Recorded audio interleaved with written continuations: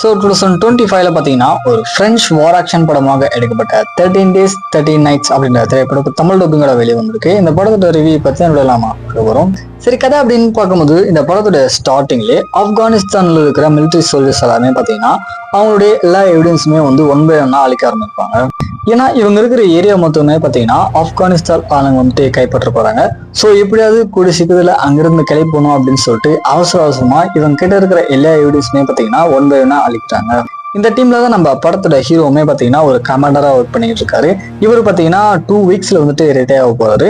So வெளியில இருக்கிற civilians peoples எல்லாருமே உள்ள வந்ததுக்கு அப்புறம் அவங்க எல்லாரையும் ஐடென்டிஃபை பண்ணதுக்கு அப்புறம் நைட் டைம்ல அவங்கள கூட்டிட்டு போறதுக்காக ஒரு ஆக்ட் பார்த்தீங்கன்னா வருது. அப்ப திடீர்னு கன் ஷூட் காரணமா அந்த ஆக்ட் பார்த்தீங்கன்னா அப்படியே திரும்பி போயிடுது.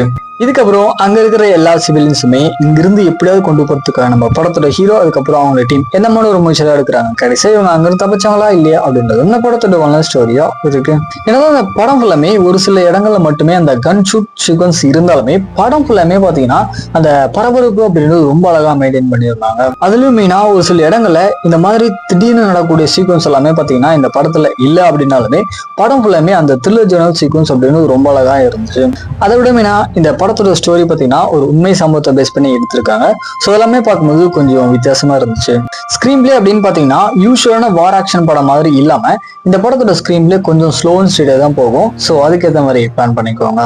ஓவரால் இந்த படம் ஃபுல்லாமே பார்த்தீங்கன்னா ஒரு சர்வர் த்ரில்லர் மோடில் தான் போகும். ஒரு சில இடங்கள்ல மட்டும்தான் அந்த ஷூட்டிங் சீக்வன்ஸ் அப்படின்னு வரும். கண்டிப்பா இந்த படத்தை ட்ரை பண்ணி பார்க்கலாம். ஸோ செக் பண்ணி பாருங்க. இப்போ தமிழ் டப்பிங்கோட வெளியே வந்திருக்கு.